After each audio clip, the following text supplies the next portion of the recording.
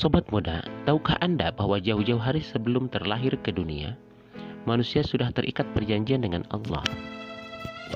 Dan tidak ada satu rasul pun kecuali mengingatkan janji itu. Sebagaimana yang dibenarkan dalam Al-Quran, A'udzubillahi minasyaitonirrajim, wa ma lakum la tu'minuna billahi war rasulu yad'ukum litu'minu birabbikum wa qad akhadha mitsaqakum in kuntum mu'minin.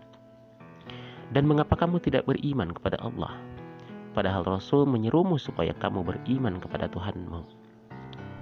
Dan sesungguhnya Dia telah mengambil perjanjianmu jika kamu adalah orang yang beriman. Al-Quran Surah Al-Hadid ayat ke-8. Lantas kapan perjanjian itu dilakukan? Setelah kakek moyang manusia Nabi Adam alaihissalam diciptakan. Demikian yang tersurat dalam hadis riwayat Abu Hurairah. Lamma khalaqallahu Adam masaha dhahrahu fasaqata min zahrihi kullu nasamatin huwa khaliquha min zurriyyatihi ila yaumil qiyamah. Wa ja'ala baina 'ainai kulli insanin minhum wabisan min nurin. Thumma 'aradahum 'ala Adam. Faqala ay rabbi man haula? Qala haula'i zurriyyatuka. Sewaktu menciptakan Nabi Adam, Allah mengusap punggungnya. Maka berjatuhanlah dari punggungnya setiap jiwa keturunan yang akan diciptakan Allah dari Adam hingga hari kiamat. Kemudian di antara kedua mata setiap manusia dari keturunannya, Allah menjadikan cahaya yang bersinar. Selanjutnya mereka disodorkan kepadanya. Adam pun bertanya, "Wahai Tuhan, siapakah mereka?" Allah menjawab, "Mereka adalah keturunanmu." Hadis riwayat At-Tirmizi. Sewaktu seluruh calon keturunan Adam alaihissalam dikeluarkan dari punggungnya, Allah mengambil janji dan sumpah setia mereka. Sebagaimana dalam Al-Quran, wa idh akhadha rabbuka min bani Adam min zuhurihim dzurriyyatahum wa ashhadahum ala anfusihim. Dan ingatlah ketika Tuhanmu mengeluarkan keturunan anak-anak Adam dari sulbi mereka, dan Allah mengambil kesaksian terhadap jiwa mereka. Al-Quran Surah Al-A'raf ayat 172. Sehingga tidak akan berdiri kiamat sebelum semua keturunan yang diambil sumpah, kesaksian dan janjinya itu terlahir ke dunia. Lantas apa isi perjanjian itu dan apa tujuannya? Lanjutan ayat tersebut mengatakan, alastu birabbikum qalu bala syahidna an taqulu yaumal qiyamati inna kunna an hadza ghafilin. Allah berfirman, bukankah aku ini Tuhanmu? Mereka menjawab, benar, kami menjadi saksi.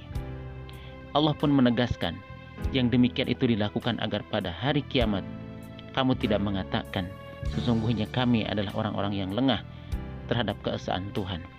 Al-Quran Surah Al-A'raf ayat 172. Lantas mengapa manusia ingkar janji, menyimpang dan kufur? Itulah sifat manusia.